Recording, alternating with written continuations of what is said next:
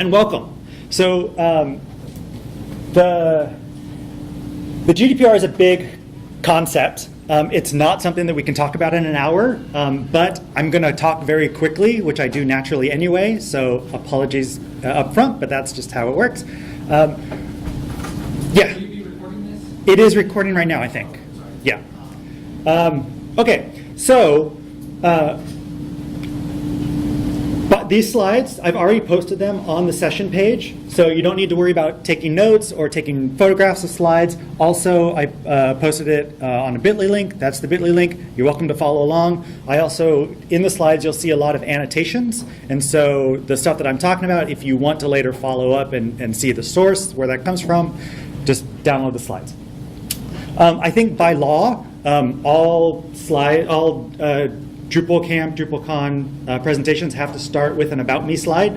So my name is Ochen. I am a senior Drupal developer. I've been doing Drupal work for about a decade, primarily back-end development, but also strategy work, architecture work.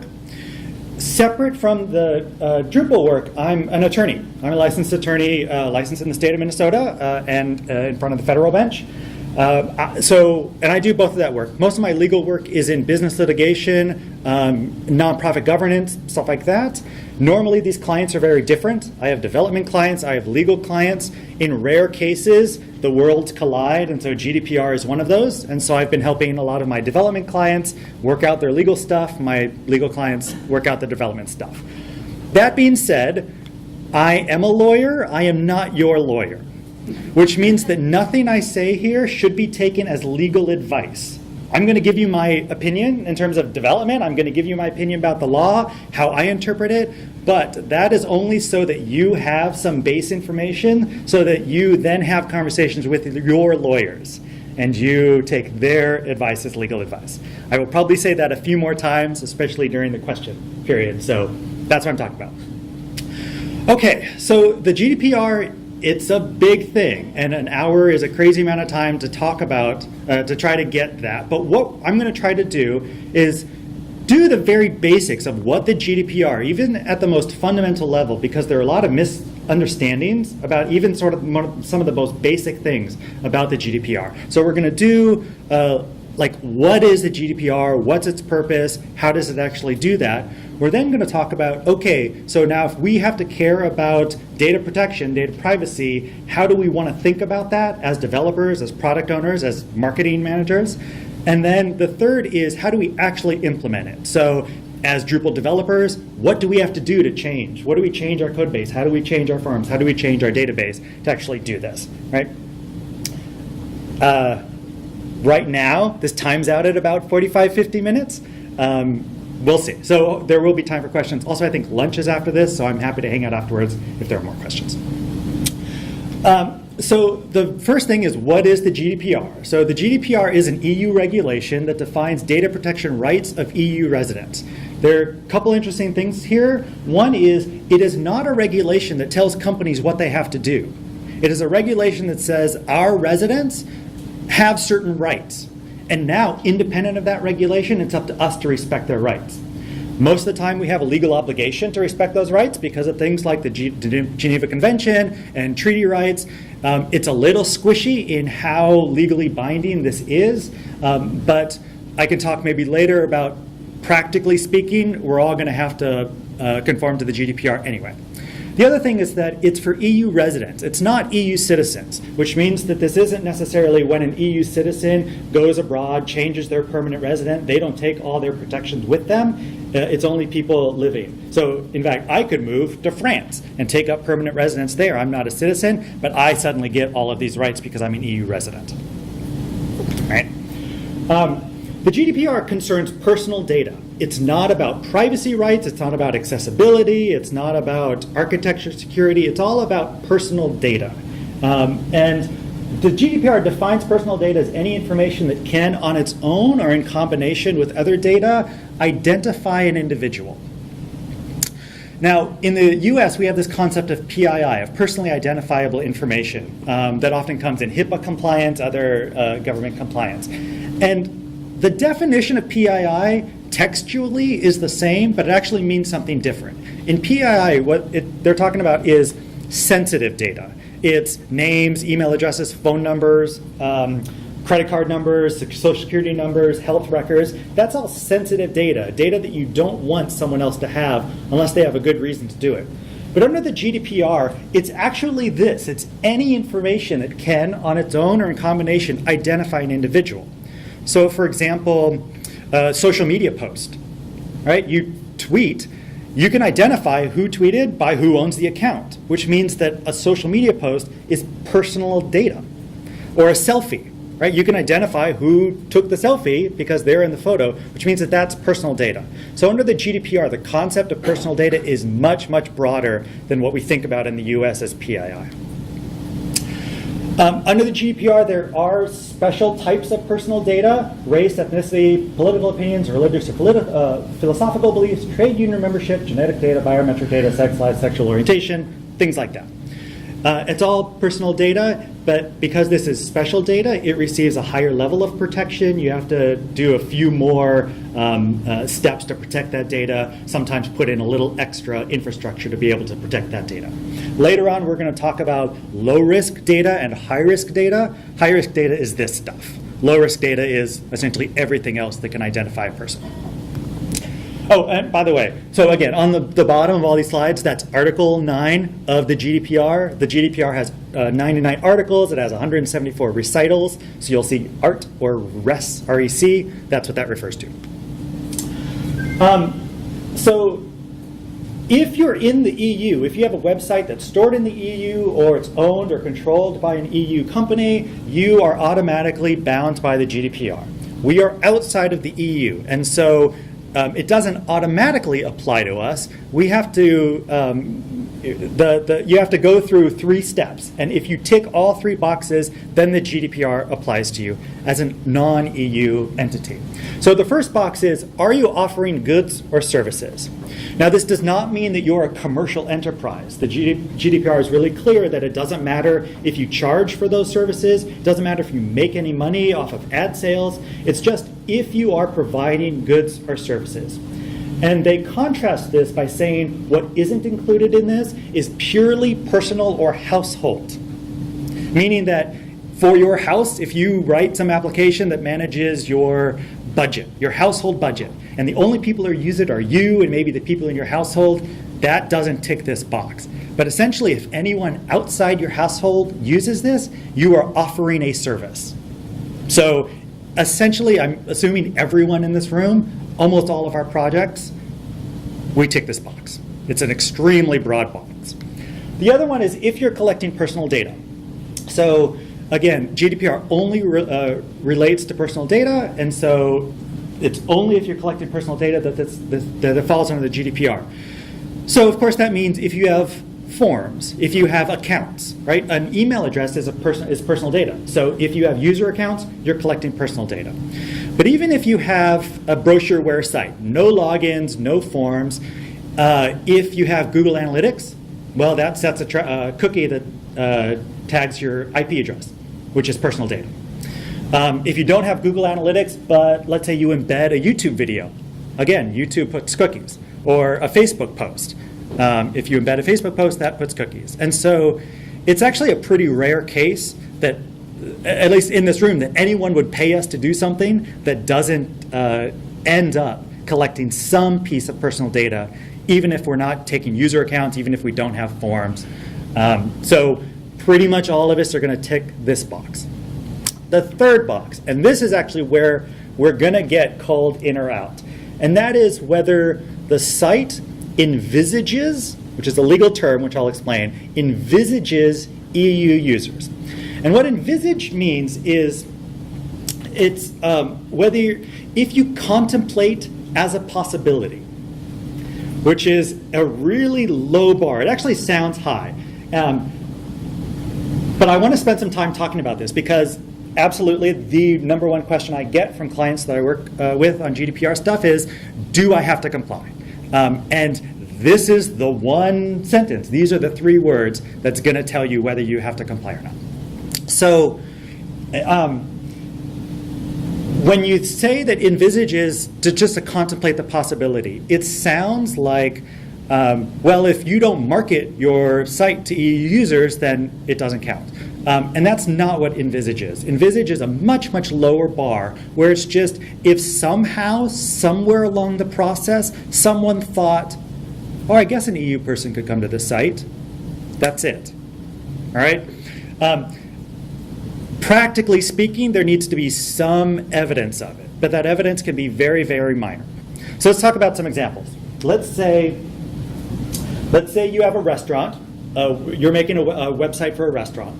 And that restaurant is in South Minneapolis. It's not a chain. It's just a little mom and pop shop. All of their customers are neighborhood folks. And on their website, they take reservations. Okay? And so that's the personal data. They don't use OpenTable or anything like that. All they do is they ask for your email address, your phone number, and when you want to show up. You are collecting personal data. So do you envisage EU users? If you're a local restaurant, not a chain, you're just purely into, just serving your neighborhood, probably not.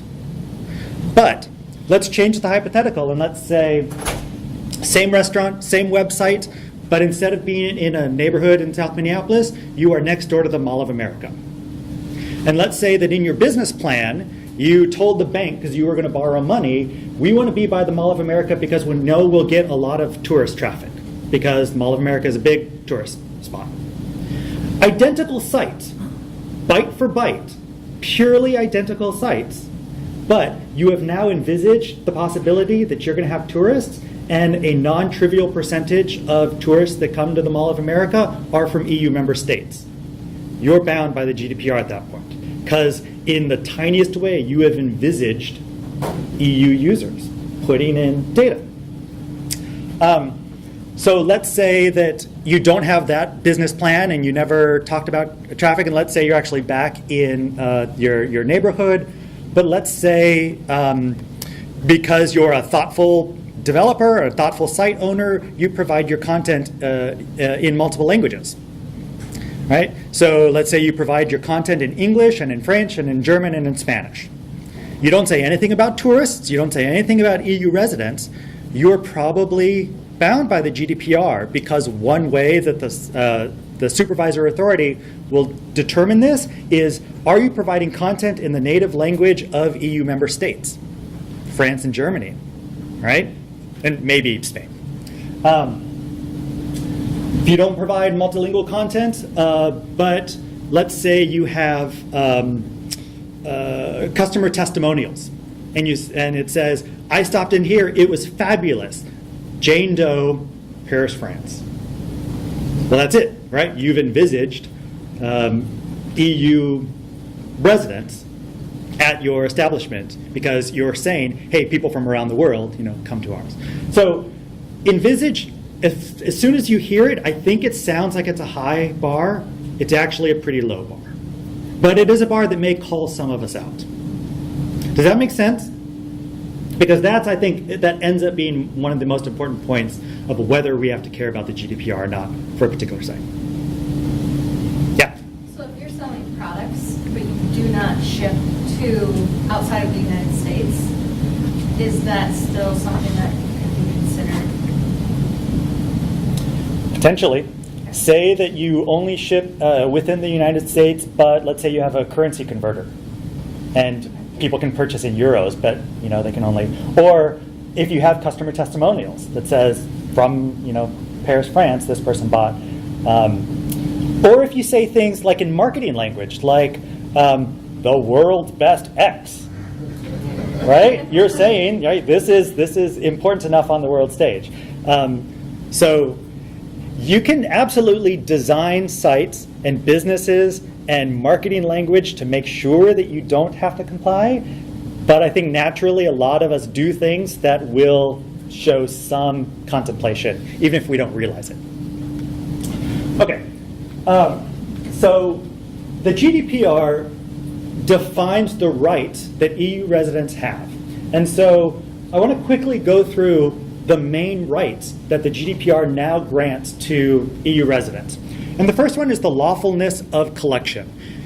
The GDPR says from now on, you do not have a right to any personal information. And if you want personal data, you have to get a legal reason to get that data. You need to establish a legal reason. Some cases, like if you're doing a website for a court, right? A court has a legal right, a statutory right to that content. Most of us don't have that. And so the most common version of establishing lawfulness is consent. And that's why you see on every form, hopefully soon, every form that you're filling out will be a little box on the bottom that says, click this box, and by clicking this box, you agree that you agree to our privacy terms, blah, blah, blah. That is consent. You are asking for them to consent, and they are affirmatively consenting. Consent is the most common, but it's also the weakest. And the reason it's the weakest is that consent can be withdrawn at any time. So someone can put in their personal data, and then they can later say, I don't give you consent anymore. You then have to get rid of their personal data. There's a special thing about if you have individuals who are under the age of 16, you have to get their guardian's consent. And the GDPR says that you have to take reasonable efforts to verify that parental consent. So, for example, if you have a box that says, I have read these terms and I agree to them, and then you have another box that says, and my parent consents to that as well, that's not reasonable efforts. What constitute reasonable efforts? We don't know yet, because it doesn't say in the GDPR, and legal actions have only just started. It's going to take us a couple years before we really figure that out. But it says that you do have to take reasonable efforts. And if you're interested, I have a few clients who have sort of figured out what we think is reasonable efforts, and I can talk about that later. Another right is the right to transparency. So this means that your users have to understand the policies. They have to be able to understand the policies. That means that the policies have to be easily accessible. It means that they have to be in plain language. The GDPR actually requires plain language for this. You also have to be able to provide the ability for your users to exercise their rights. So we talked about withdrawing consent is something that you can do. You can't hide the ball. You can't make it difficult for someone to withdraw their consent. You have to make it transparent. You also have to be clear about the use of data. So if you are collecting data, and let's say it's just a user account, you're collecting name, email address, and whatever, and you tell them, okay, we're collecting this information so that we could create your account. You can't then use that data for other purposes, like marketing data. You have to tell them how you're going to use their data. And if you haven't told them, you don't have the right to use that data in that way.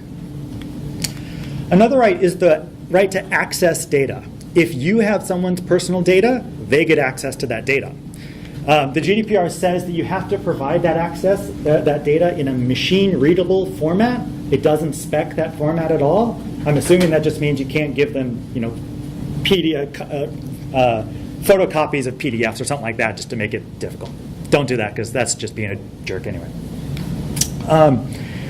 In addition to the actual data, you have to give them effectively metadata about the data. You have to give them information about the uses that you use that data for. You have to give them the purpose, the recipients. So if you share that data, you have to give them notice of all of the recipients of that data, the source of that data, where you got that data. You have to tell them, are you using that data for profiling purposes? You have to tell them all that stuff. Another right is the right to erasure.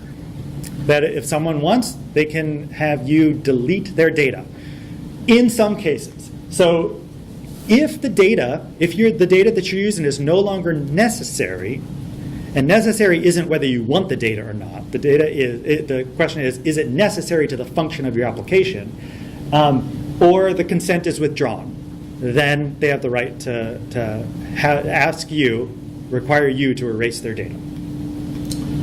Another right is the right to restriction. If there is some disagreement about whether the data is accurate, whether you have the legal right to the data, while that resolution is taking place, they have the right to restrict how you use that data.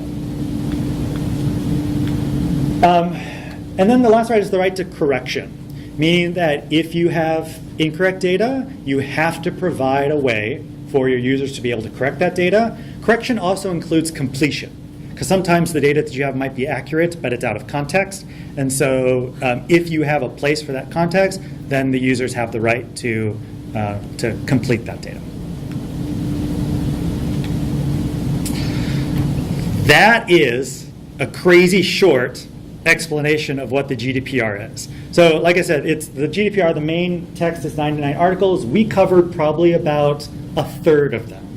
Another third is like the mechanics of how supervisory authorities work. There's another set that's about infrastructure that organizations need to set up. There's a fair amount about how transactions happen between organizations. But like the main concept of what is this thing about, who does it protect, what are the things you have to protect, what are the rights, that's essentially what the GDPR is. Yeah. If a company like, or when a company like Facebook buys our data from data brokers, is that covered under this if they use it in conjunction with other data that they collect? So if they take legal ownership of the data, then they get to use the data for the purposes that the users have previously agreed to. But if someone like Facebook wants to take your data and then their data and derive derivative data and use that in some new way, they have to get consent to do that. Yeah. I just like to tell you that. I'm not your lawyer. Could you talk a little bit more about the differences in the roles between like the data controllers and the data processors? Because I find at the business level, we're mostly the controllers, and like the processor has different responsibilities. Like if you're using like Salesforce as the e-commerce engine or something, like they have something to do, you have something to do, and like we as like the business people are probably the point of failure. Yep. So it's a good question. The GDPR separates users of data into two groups, controllers and processors. Controllers are the ones who ask for the data and manage the data and have ultimate responsibility.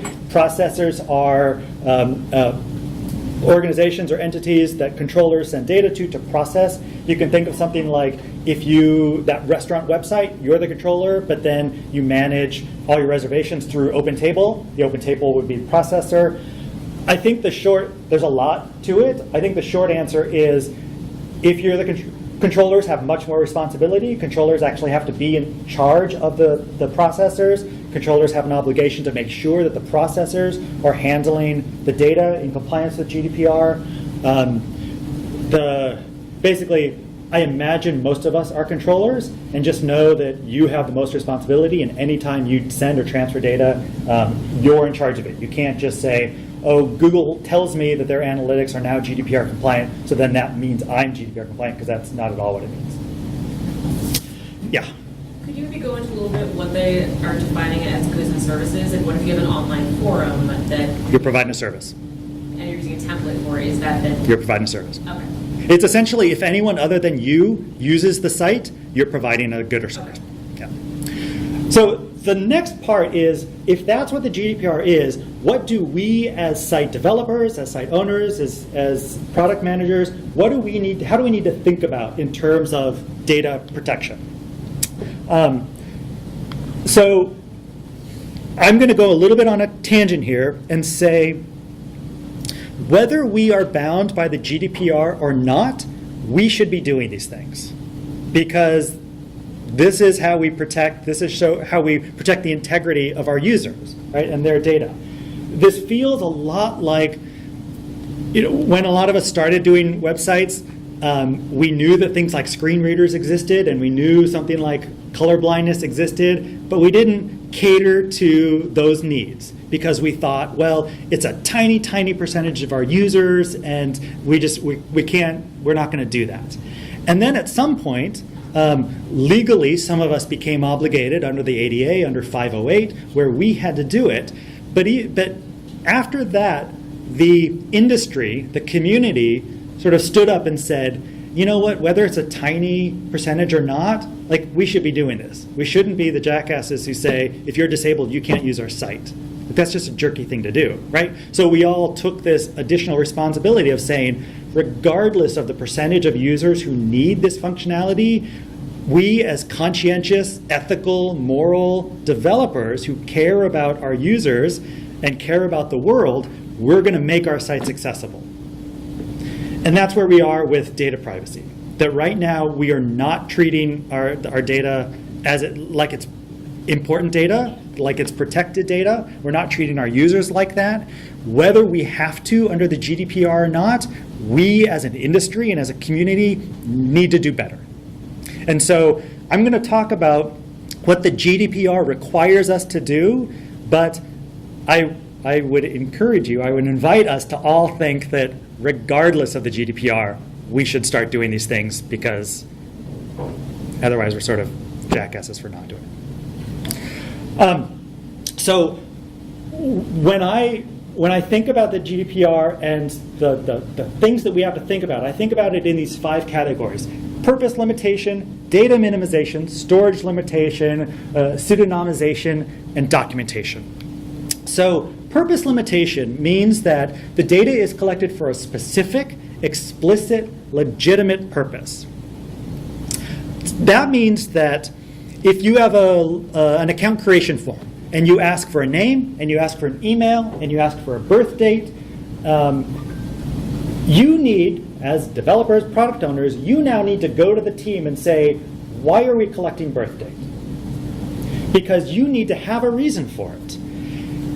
Reasons that aren't legitimate, the most common one is, well, we don't know what we're using it for now, but we think we might have a use for it in the future. That does not fly under the GDPR. That is not an explicit, legitimate reason. Another reason I sometimes hear is our marketing folks want it, that it's important to them.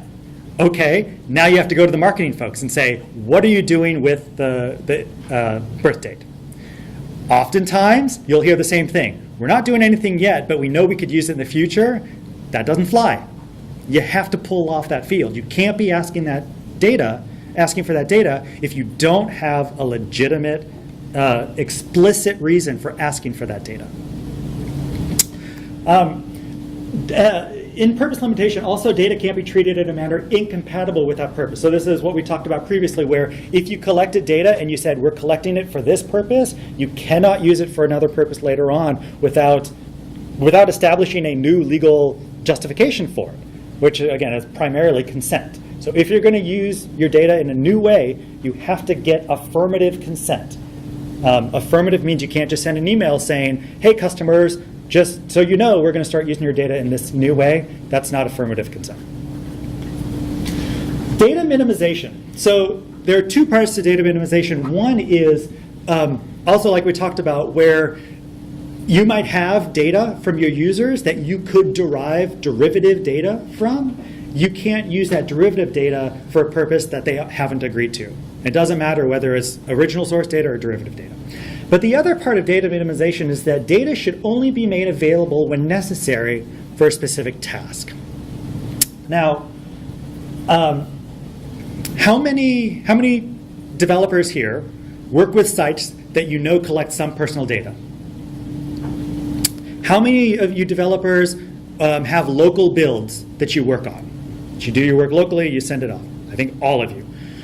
How many of you have that personal data on your local machine? Really? Okay. There's no reason that you need that personal data. So for example, if you have login accounts, and in Drupal we use an email address, there is absolutely no reason why a developer needs live email data on their development server, on their local. There's zero reason. You could do everything you need to do with faked data. If you had, 1,000 fake email addresses, fake user accounts, you can do absolutely everything you need to do. Under the GDPR, it is now illegal to have that live data locally when you don't need it.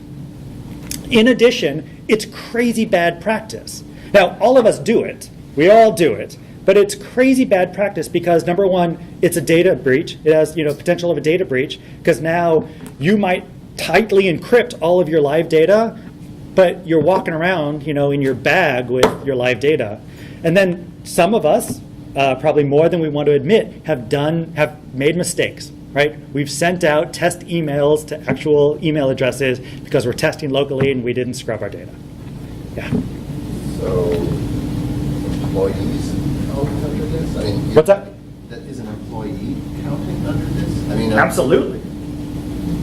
They're not a user, though. Sure they are. If you have data on a person, they're the user. But they're an employee of the, okay. Yeah. It doesn't, you are not exempt. It's not like you don't get these rights if you're not a end user. It's every person, every EU resident has these rights. And if you have their data, they are your user. Even if in the business sense you don't think of them as your user, under the GDPR, they're your user because you have their personal data. Yeah, so if you're walking around with employee records, stop doing that. There's no reason. Okay, storage limitation. This is basically just your data retention policy. You need to have a data retention policy. There is effectively no reason why anyone ever needs to hold on to data forever. You know, the IRS deletes our data after 7 years. Like, if the IRS doesn't need it, we don't need someone's, mailing address that we sent them a T-shirt to, 10 years ago. The GDPR requires it to be a reasonable amount, so you have to figure out, okay, we sell T-shirts, and you're allowed to check out as a guest, and when you check out as a guest, you put in your mailing address. How long do you keep that mailing address? Maybe for the duration of the order, right? Maybe for a few weeks after that order is complete. Maybe a few weeks after they get it, just in case you have to, look at that again. Realistically, you don't need that address data more than 2 or 3 months out. Right now, in Drupal Commerce, it keeps it forever, right? But forever doesn't really make sense. Yeah. So I work for the Minnesota Historical Society, and it's something we do intentionally because we hold on to certain things forever. Yeah. And at this point, I'm guessing the public records that we make available, proof of death records, et cetera, probably don't get overlapped with our users. They could soon, if they might actually already. So how would that affect this? So, good question. A little bit in the weeds. GDPR only applies to people who are alive, number one. I think they would overlap. Yeah, right. Already very soon. Right.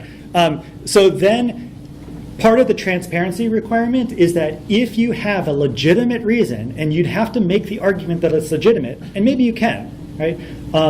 Then you have to tell your user, we are going to keep this data based on our data retention policy. This is our data retention policy. Do you agree with this? So you have to get consent, right? But if you can make a business case why you actually need it forever, okay. I think there might be ways of treating that data to make it not personal anymore, not make it personal data. I mean, that's the whole point, is we make it accessible so that people can find that person by their name. A name isn't personal data. Yeah, so if it's the name, they're fine. But if you're storing their, email address, their mailing address, personal information like that. What about name, parents' names, date of birth? Date of birth would be, yeah, in combination, yeah. That's a birth. So then you have to make that transparent to the users and get their consent for that. So we have to contact, as we access new birth records, we have to contact. Effectively. I'm not your lawyer. Okay, so the next one is pseudonymization. Portamento of pseudo-anonymization. This means that processing personal data to no longer be attributable to an individual without additional data, and that additional data must be separate and secure. Probably all the devs in the room just said to themselves, oh, you mean encryption. That is one common form of pseudonymization. It's not the only form. So, for example, in our Drupal core account, we store email addresses. We store those email addresses in clear text. It's live. Anyone who gets the database gets that personal information. There's no reason we have to store that in clear text. We could hash that. We could encrypt that. And then we can store the encryption key separate and secure. And if we do that under the GDPR, that is no longer classified as personal data. So that's one way that we can deal with, we have this personal data, how do we deal with it? We encrypt it. Now, it's really important that that additional data, in this case the encryption key, is separate and secure. So if you have a server, and on that server you have your web server, and you have your database server, and you've got the encrypted data in the database server, and you've got your key in your code base, that's not separate. But if you have your web server, and then you have your database server, you've got the encrypted data on the database server, you've got your key in your code base, that's separate. And assuming your web server is secure, that's separate and secure.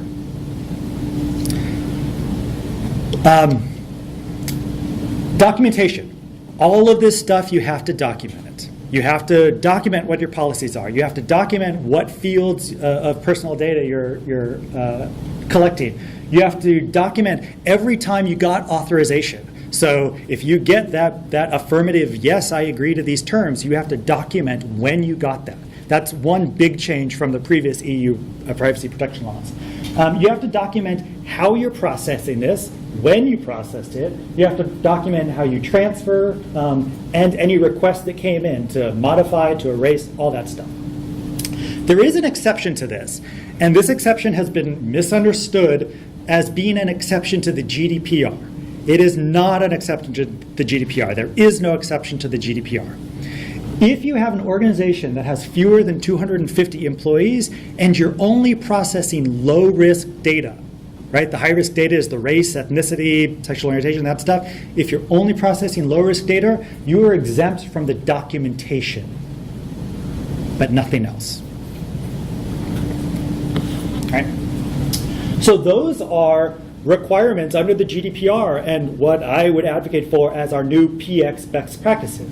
Right, PX being the new UX, right? Now it's privacy experience. These are the new PX best practices.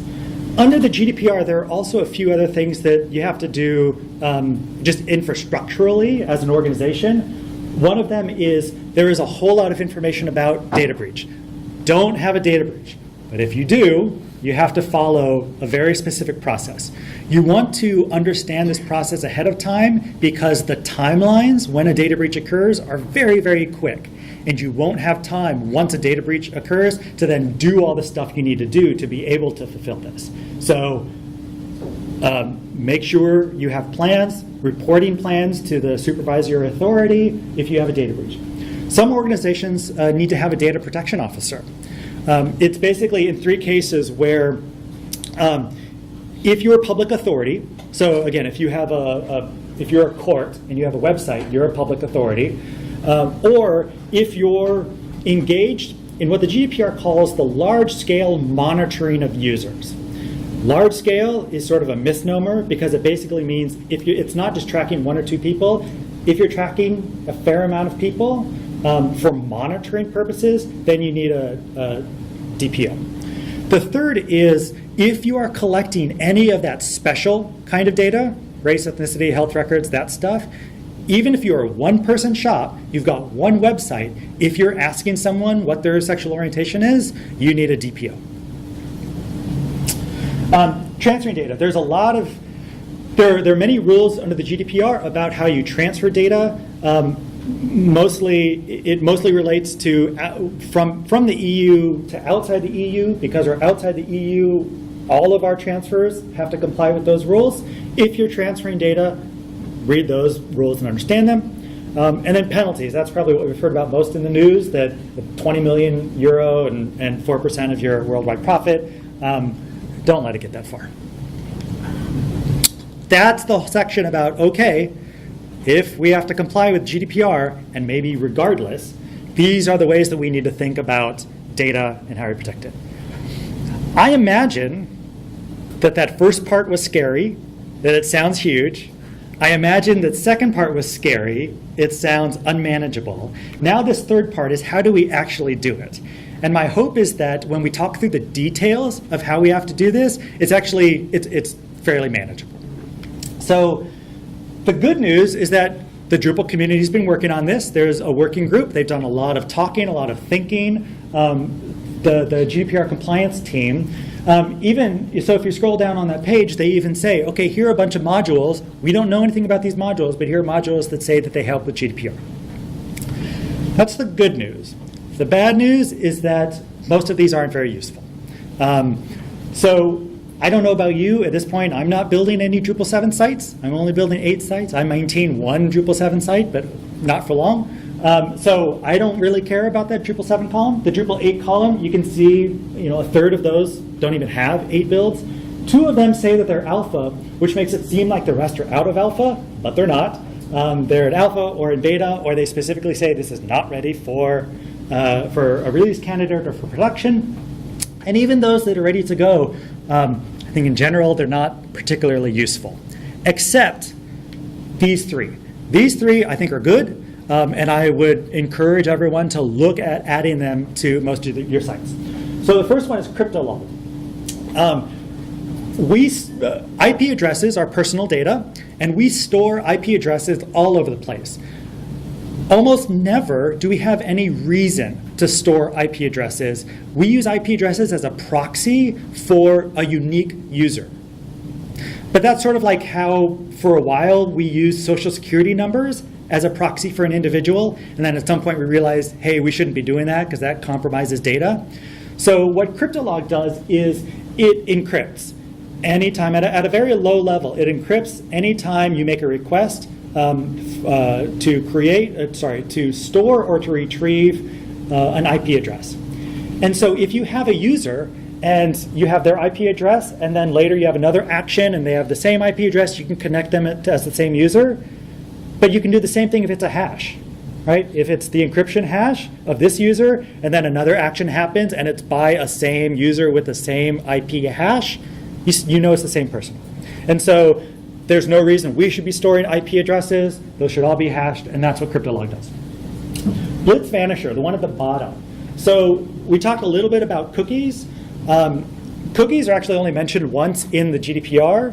There's a previous regulation called the EU cookie law that establishes a lot of rules around cookies, but the GDPR changes how we think about how we handle cookies. The biggest problem with cookies is that, number one, most of the time when you go to a site, it'll say, by continuing to use this site, you agree that we set cookies. That doesn't qualify as affirmative consent. That is not affirmative consent. Affirmative consent is clicking a button. It's clicking a checkbox. And so those banners don't really work. The second part is, once you see that banner, the cookies have already been set. So you don't actually give the users a legitimate chance to say no. What Blitz Vanisher does is it puts that banner at the top or bottom or whatever you want. There's a button. It's an affirmative button. And it doesn't set any cookies until the user has consented to that. And it's pretty great out of the box. So again, that's something that we can add to a lot of our sites. The IP anonymize, it's not a great name for it because it doesn't anonymize IP addresses. What it does is we store IP addresses, if we're not using cryptolog, we store IP addresses permanently, but almost every use is a transient use. So IP addresses right now in core are used in sessions, in comments, so the session table, comments tables, the database log. It's used in web forms, it's used in YAML forms, but it's all about just connecting a user over an individual session. We continue to store that IP address forever. What IP anonymize does is it calls that. It runs a cron job however long you want. It just goes through those databases and it deletes that IP information. Does that work with the crypto line? So it's technically, if you use cryptolog, then you don't have any need to get rid of it. I mean, it's clogging up your data, right? Yeah. So some of these are what they do, like that GDPR form compliance. What that does is it adds a field to your forms that's the checkbox and do you agree, whatever. I don't understand the purpose of modules like that because you can just add a field, right? And if you add a field, suddenly that gets stored in your database and now you have a record of it. And it's super easy, right? All you do is you go to the account form, you add the field. This is, a blank install, and the only thing I did was I went to the people form, the account form. I added this last thing. I agree to the site's data protection policies. Make it required, and it has to be unticked. You can't pre-tick that box because that's not affirmative. So make it required, and now no one can create an account without agreeing to your policies. You're good, right? So that's something that you should start doing on all your forms that collect any personal data. Any personal data at all, email address, phone, yeah. If you have a banner at the very first visit on your site and they affirmative consent there, you also need this on the form. So there are different opinions about this. If your policies have to be clear and understandable. If you have a policy that's a privacy policy that's 10 pages long and it says here's every iteration that we might ever ask for your data and here's every iteration of how we might process that data, it might not be transparent enough under the GDPR. The easiest thing to do is just this does nothing else than flag for your users, hey, there's personal data here, are you okay with that? Yeah. So it's sort of related, but maybe a little bit different. So you gave the example at the beginning about how just continuing to browse the site is not affirmative consent. If you have that language next to that button, it's clicking a button affirmative consent. Yes. Okay, so you don't have to have the extra checkbox. You can say, by submitting this form, you are giving us permission. No. Because at that point, all they're consenting to is submitting the form. You don't have any clear evidence that they have agreed to the policies. All you have is evidence that they submitted the form. That's called a soft opt, where you provide the user an opportunity to say no, but you don't get an affirmative yes that they agree to the policies. You just get a generic yes. And right now, the thinking is soft ops aren't compliant, aren't GDPR compliant. It says, yes, I agree to this policy. You could do that if you had the form, and then you had a button that says, yes, I agree to the policies, and then you had a button that said, submit this form. All right, so it has to be separate from the form. You have to show affirmative agreement, and a form submission itself isn't that. Yeah. I read somewhere that if they don't want to agree, you still have to be able to offer the service or a comparable service to them. How would that work if like it's a required form field and they don't check the box that they agree to your terms? Right. So I think what you might have heard that in the context of cookies. Okay. So cookies, this is off GDPR, but the EU cookie law defines cookies in two different categories. One are cookies that are required for the functionality of the site. The other are cookies that are not required. So functionality might be web forms. A multi-step web form won't work without a cookie, but Google Analytics, your site's going to work fine without Google Analytics. You don't have to actually get permission for required cookies. You only have to get permission for non-required cookies. And if they say no, you still have to provide them the site and with its full functionality. It's not a requirement under the GDPR that an individual has the right to decline the addition of personal data, but you still have to provide them all services. That's not a requirement.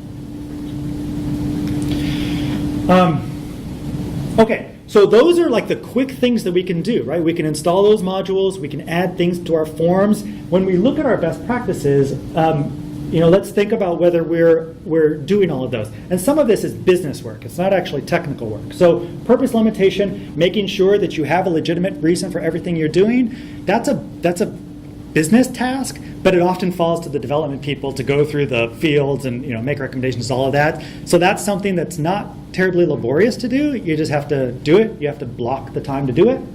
Data minimization. So the derivative data, that's in that same thing of documenting it, making sure you understand it. About not having dummy data or not having live data in your local environments. Because that's not in Drupal, that's outside, that's the DevOps that Drupal's in, you're not going to find a module to do that, but there are really good tools to do that. The one that I use the most is called Faker, which it's a common one so people might know it. It's a way of generating very smart, very intelligent faked data. And so what you or your DevOps people or whomever would do is There are a bunch of ways to do it. Sort of the most understandable way is you have your live database, you export it or you clone it, you spin it up, you drop the tables that you know contain personal information, you fake that data, you dump it, and then when your developers do a sync, they sync to that dummied data, not the live data. It's not actually terribly complicated. You just have to set it up. The reason it's not very automatable is no application is going to be able to figure out what's personal data and what's not personal data. Like we know by default in the account field, we know the email address is, but if you have a new content type and you ask for new stuff and some of it's personal and some of it's not, an application, we're not going to be able to automate that determination. So it's just that initial figuring out what your fields are, fake that data. The process is fairly painless. Storage limitation. That's just developing your policy and then writing your scripts, setting up on cron jobs to call that data. It's not difficult work. It just takes the block of time to do that. Pseudonymization. This is tough to do retroactively. So remember, this is about making encrypting your data. If you're starting new sites, you should be using databases that support encryption at rest. The difficult thing for us is that MySQL doesn't. For a long time, it didn't at all. Now it has an enterprise edition. Do any of you use MySQL Enterprise? That's sort of an oxymoron. Really, you do? So you have what they say is encryption at rest now, but the general consensus is that it was implemented pretty poorly, and the general recommendation is to not use it. Which means that going forward, at least until MySQL catches up, you might want to think about a different database platform. SQL Server supports encryption at rest. Oracle supports encryption at rest. There are others. It's just unfortunate that we're tied to this default of MySQL, which doesn't really support it. But if you're building a new site, and you can build it on SQL Server, and you just enable encryption at rest of the entire database, and you enable encryption on the go, which is encrypt the traffic between your database and your web server. That's often something that people forget, and that's the weakest link. If you can encrypt your data at rest and you can encrypt your data on the go, you now have completely pseudonymized your entire data set, which is a huge win, right?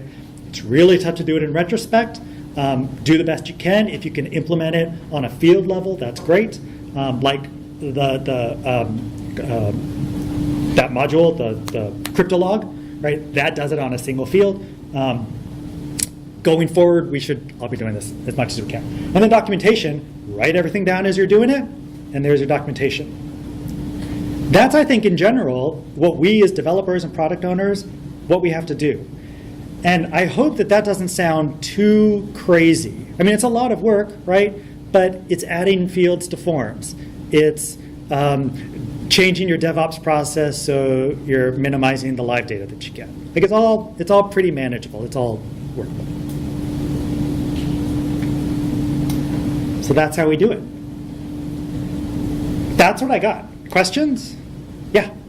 You link to a number of terms and conditions and that kind of thing on those forms, but it seems like that language would have to be appropriate for your site. How do we know what language to put on those forms? Yeah, your lawyer will help you with that. Do you have to have a lawyer? No. As a lawyer, yes, you should have a lawyer. There are a lot of good resources. There are like samples or like suggested privacy terms, but they are really site-specific, especially when you're going to talk about how you're processing the data, what uses, what's the legitimate purpose you have for certain data. That's going to be totally different site by site. The good news is that because there's a requirement for plain language, there's also a lot of latitude there in that you don't have to write it in legalese to be super precise to make sure that you're saying absolutely the right thing. If you say it in plain language, generally that'll be accepted. So any site that has a contact form would need to add something like this, add a form field, and come up with terms and conditions, and that's kind of basic, what we think of as basic web functionality. So that's all of us, and that's just the contact form. Right. So, I mean, so you can rethink how you're processing your contact form because maybe you don't need to store that data. There's probably isn't a reason to store that data, right? Unless you're like starting some big process.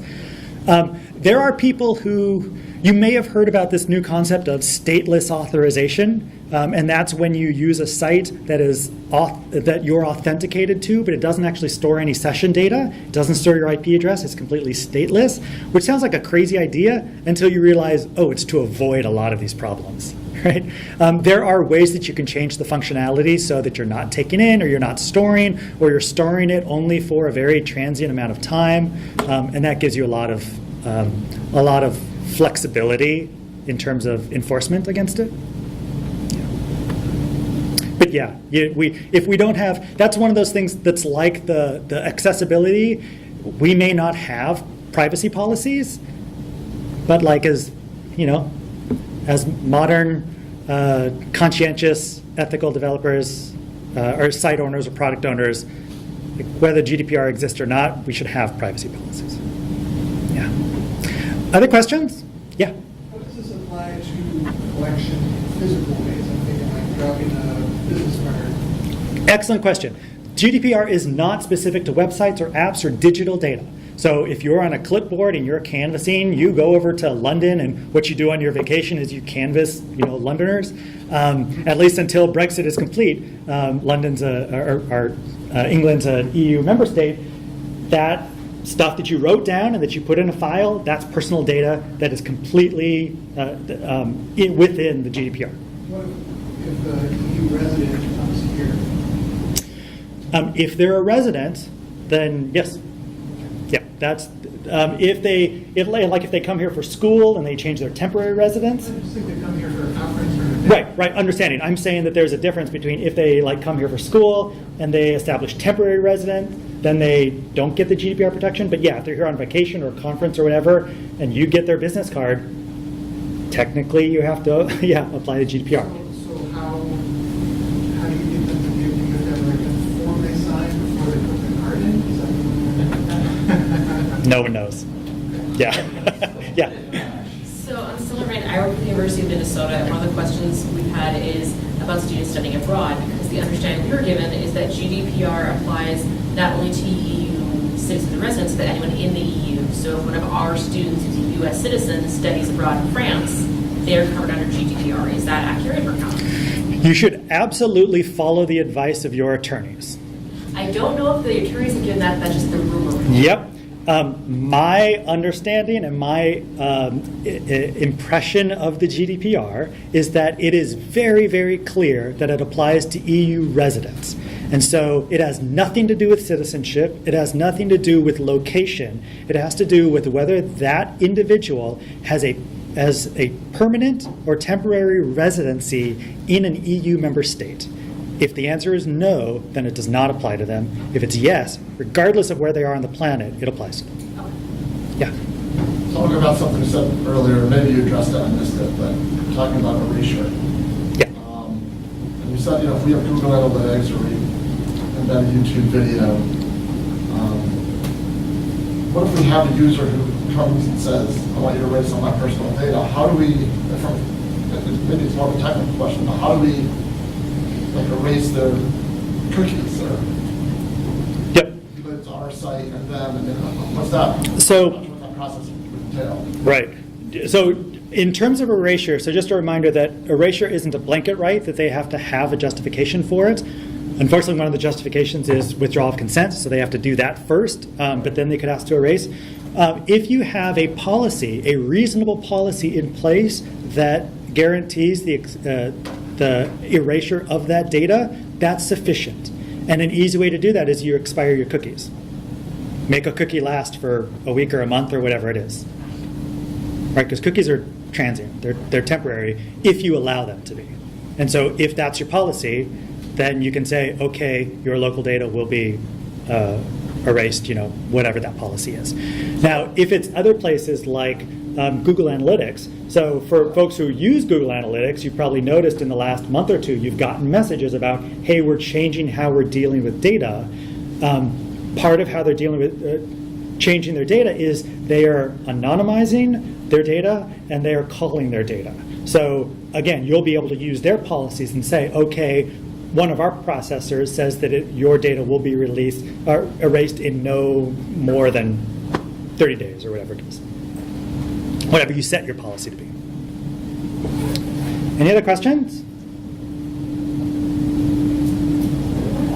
I see a tentative hand. I have a lot of questions. I mean, like, let's say you're planning a camp and you want to try and do things in an open source way and send your own email these days, which constantly gets flagged by all the email providers. But so then you want to store the email addresses of web form contacts and things like that, because like people in this room I know we're supposed to try contacting the camp and we lost some email. So we're saving email addresses in past conversations in case that happens, which is more and more of a problem these days, right? Because of how spam prevention. And so if you're not using one of these other service providers, you want to try and do this in a free software way and save that data. How do we know how long to take to save it? Is it really just kind of up to us to say, okay, we're going to save this for a year or a few months? Or? It really is up to you, but know that at any point you might be required to justify your decision. And so if your decision is, we're going to save it forever so we don't have to deal with this, that's not going to fly. But if you say, hey, we're holding a camp, we are going to save this information for the next 18 months because we want any current conversation to happen, and we want to be able to email them next time the camp is coming around. But then if they haven't responded within 18 months, we'll delete their email. Sounds legitimate to me.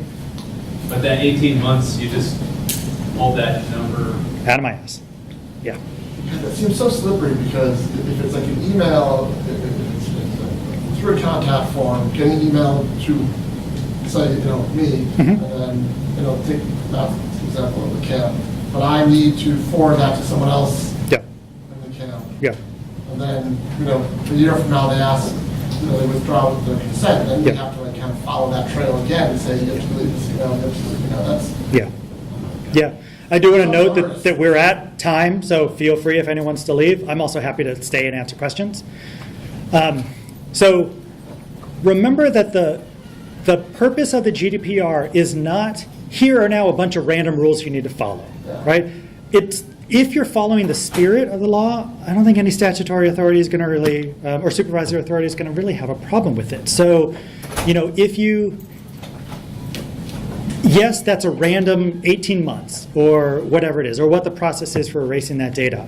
But if you think about this and say, like just from the perspective of how do we protect our users? What's sort of the ethical, conscientious thing to do in terms of treating this individual as a person and caring about them and their data, and then you establish your policies that meet that objective, like in general, it's going to be okay. Yeah. So for a super geeky question, in my day job, I work for the university and we have a whole bunch of very expensive high-paying lawyers to deal with this. Yeah. In my free time, I am the webmaster for my World of Warcraft guild, which accepts applications in forms using a hosting vendor. And one of the things I'm trying to figure out is where do we apply with that? Because I think a lot of like the account data and things like that would be handled by our vendor, but in terms of our application questions, that's handled by us. So how does it apply to us in terms of things like that? Like, do we need to be worried like our vendor collects IP addresses and we have no way to turn that off and we don't use it? So if you are the controller, and it sounds like you are in this case, and you have a processor that processes part or all of your data, you have not only the right but an obligation to reach out to that processor and require that they show you their efforts at making their service GDPR compliant. You have the right to do that, and you actually have the obligation to. Okay. That gets to a good point in that there are some questions about, well, if I don't have to deal with GDPR, I'm not going to deal with it. But we're in an interconnected industry, right? And it may be that you don't have to, but you might have a client who puts in their standard contract now, and I'm seeing this a lot actually, the standard contract says all the work you do for us will be GDPR compliant. And it's completely independent of whether it actually needs to be. If you're sharing data, it might be we're not going to partner with you unless you can provide this evidence. And so whether we're in the EU or outside the EU, it's going to end up enveloping all of us, just because contracts are now requiring it regardless. Okay, thank you everyone for sticking around and for chatting.